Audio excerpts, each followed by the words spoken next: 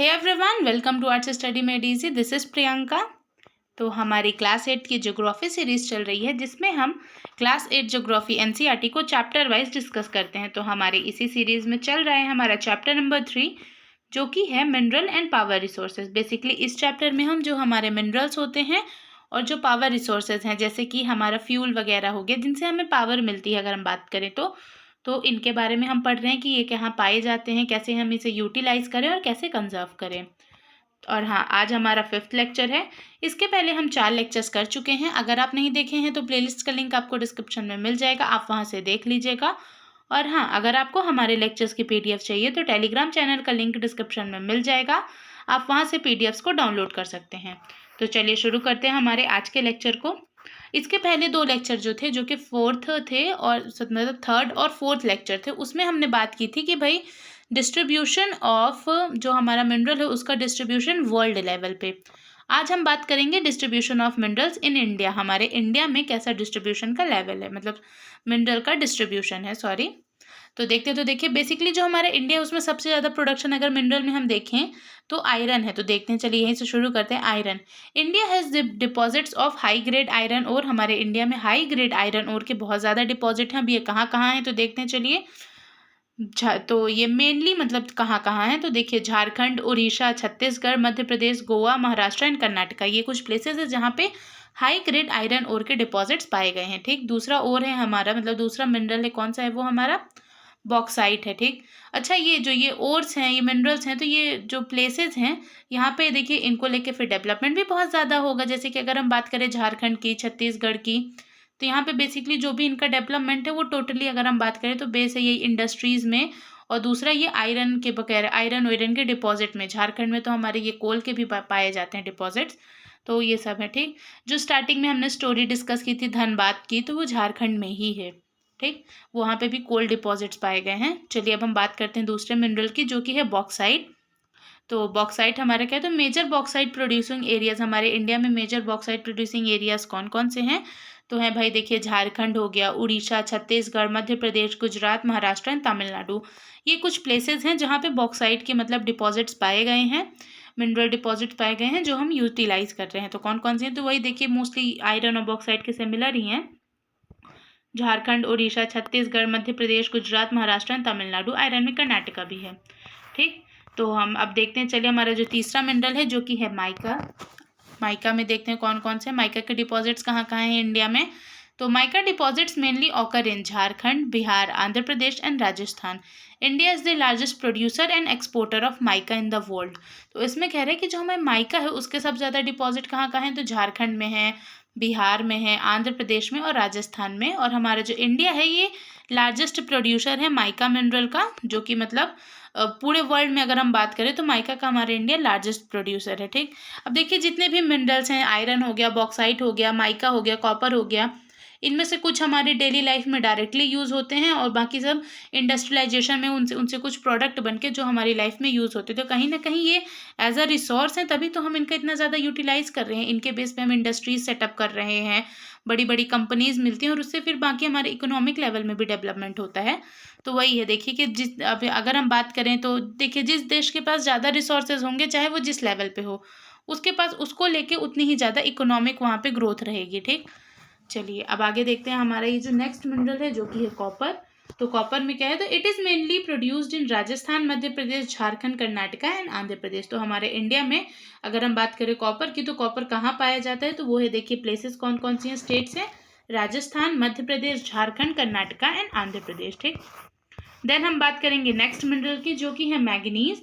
तो India's manganese deposit lie in Maharashtra, Madhya Pradesh, Chhattisgarh, Orissa, Karnataka and Andhra Pradesh.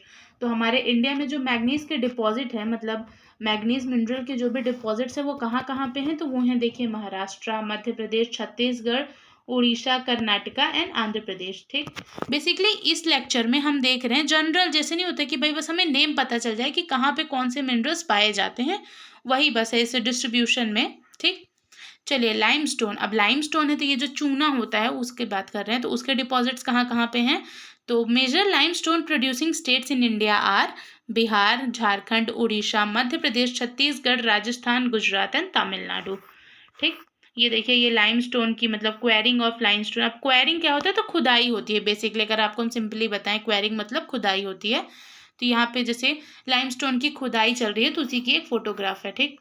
Then हम बात करते हैं गोल्ड की। तो गोल्ड कहाँ पे पाया जाता है हमारे इंडिया में, तो Kolar in Karnataka has deposits of gold in India. ठीक, देखिए कोलार गोल्ड माइंस, ये तो आपको पता ही होगा। Kolar gold field, sorry KGF जो हमारे पिक्चर है, अब उसके हीरो का नाम तो मेरे को नहीं पता है, बट जो केजीएफ पिक्चर है वो कोलार गोल्ड फील्ड्स या गोल्ड माइंस इन्हीं पे बनी है, उसी पे बेस है।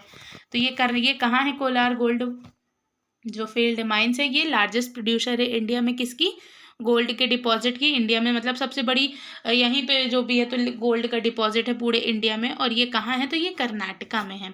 अब ये तो आपको याद रहना ही चाहिए मेरे हिसाब से, क्योंकि भाई अब इतनी सुपरहिट फिल्म है, ऑब्वियसली KGF 2 का सब इंतज़ार भी कर रहे होंगे।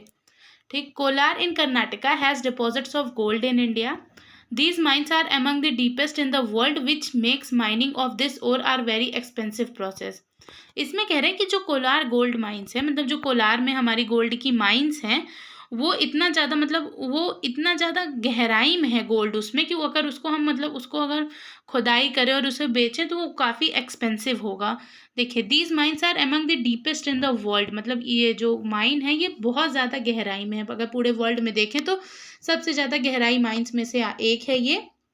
इसीलिए इसमें से जो भी गोल्ड निकलता है वो बहुत ज़्यादा मतलब गोल्ड को निकालने की जो भी प्रोसेस है वो बहुत ज़्यादा एक्सपेंसिव है, इसलिए इसमें से जो भी हमारा निकलता है मटेरियल वो काफ़ी एक्सपेंसिव रहता है, ठीक। चलिए अब बात करते हैं हमारा नेक्स्ट मिनरल जो कि है salt. It is obtained from seas, lakes and rocks. तो सॉल्ट हमें कहाँ से मिलता है, तो ये देखिए सी से मिलता है, लेक से मिलता है और रॉक से मिलता है। अब रॉक से कौन होगी, तो जो हमारा रॉक सॉल्ट होता है बेसिकली, जिसको हम सेंधा नमक कहते हैं, तो वो भी हमारा मतलब एक क्या कहते हैं उसको, एक डिपॉजिट ही है। रॉक सॉल्ट जो है वो डिपॉजिट ही है जो हम यूज़ करते हैं व्रत वगैरह में, बेसिकली सेंधा नमक यूज़ होता है। देन हमारा सी से जो बनता है समुद्र के पानी से, लेक के पानी से, वो भी एक तरह का रॉक ही होता है।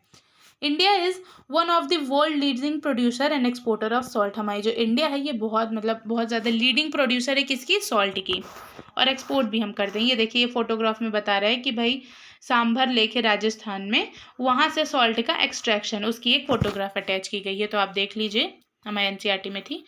चलिए अभी तक हमने बात किया था डिस्ट्रीब्यूशन का कि भाई वर्ल्ड लेवल पे कहाँ कहाँ पे कौन कौन से मिनरल्स पाए गए हैं। देन हमने देखा इंडिया में कौन कौन से मिनरल्स किस किस प्लेस में पाए गए हैं।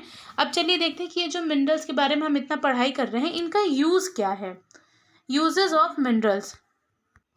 तो इसमें हम पढ़ रहे थे यूजेस ऑफ मिनरल्स के बारे में कि मिनरल्स को हम कैसे कैसे यूज़ कर सकते हैं। तो चलिए देखते हैं। तो mineral are used in many industries. Minerals which are use for gems are usually hard. तो देखिए अब हम यूजेस के बारे में देख रहे हैं, हमने डिस्ट्रीब्यूशन के बारे में तो देखा ही।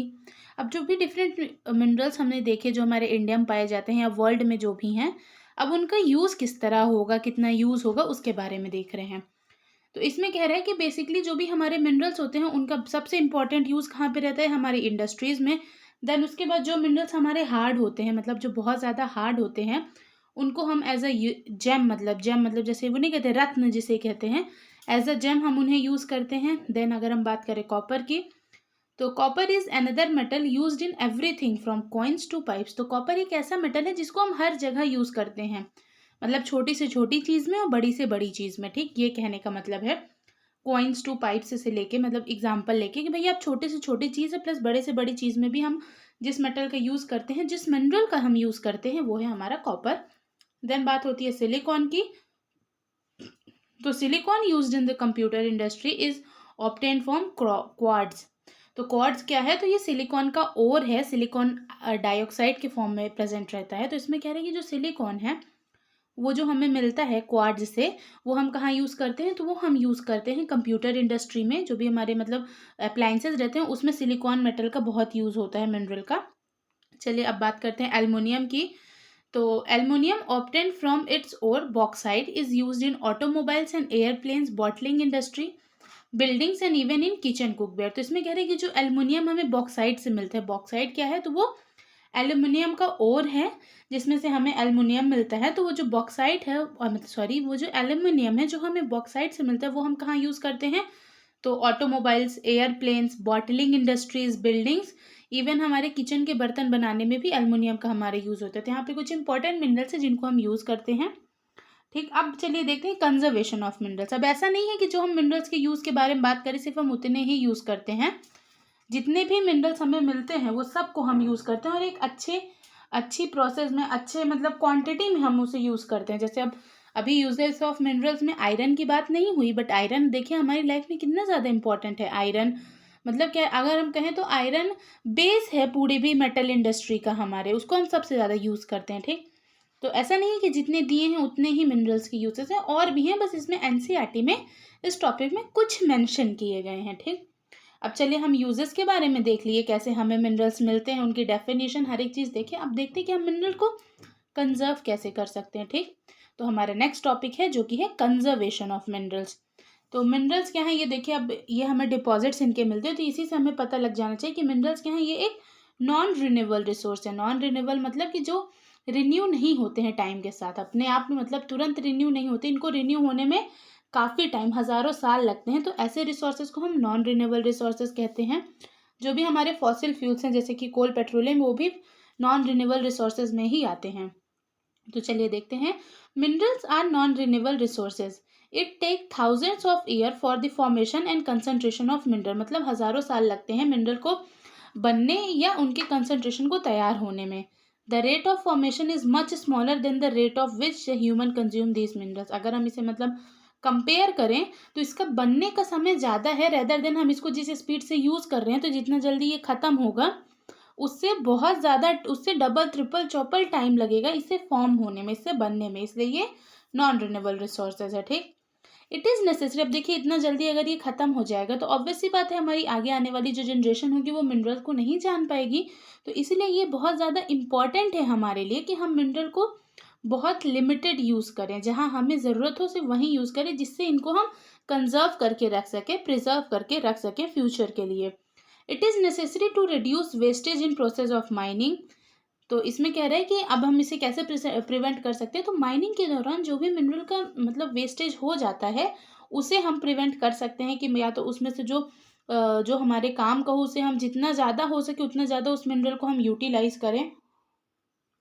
जैसे इसमें कह रहे हैं कि recycling of metal is another way in which mineral resource can be conserve. तो इसमें कह रहे हैं कि जो मेटल हम फेंक देते हैं बर्बाद होने को, इससे अच्छा हम उसको जितना हो सके उतना ज़्यादा रिसाइकल करें, जिससे कि हमारे मेटल रिसोर्स जो है, जो मिनरल रिसोर्स है, वो बर्बाद होने से बचे।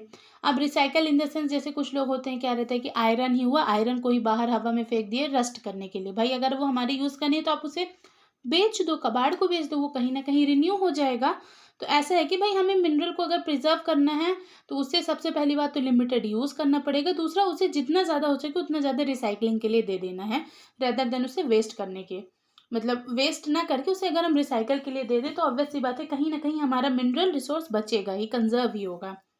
ठीक, जैसे ये फिगर में बता रहा है कि भाई बीच में मिनरल हो गया, देन उसको हम रीयूज़, रिड्यूस और रिसाइकल, इन 3 वे में हम इसे यूज़ करते हैं। मतलब रीयूज़ मतलब अगर वो हमारे लिए रीयूजेबल है तो हम उसे यूज़ करें, उसका बेस्ट से बेस्ट यूज़ करें। देन रिड्यूस यानी कि जितना कम से कम हो सके उतना हम इसका यूज़ करें, क्योंकि ये नॉन रिन्यूएबल रिसोर्स है, ऑब्वियस सी बात है ये ख़त्म हो जाएगा।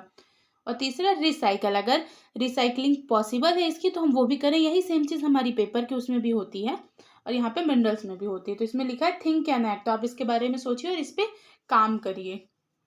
ठीक, तो आज हमने बात की कंजर्वेशन यूज़ के बारे में मिनरल्स के और उसका डिस्ट्रीब्यूशन इंडिया में। अब इसके आगे हम नेक्स्ट लेक्चर में बात करेंगे। तो तब तक के लिए thank you for watching and stay tuned with us.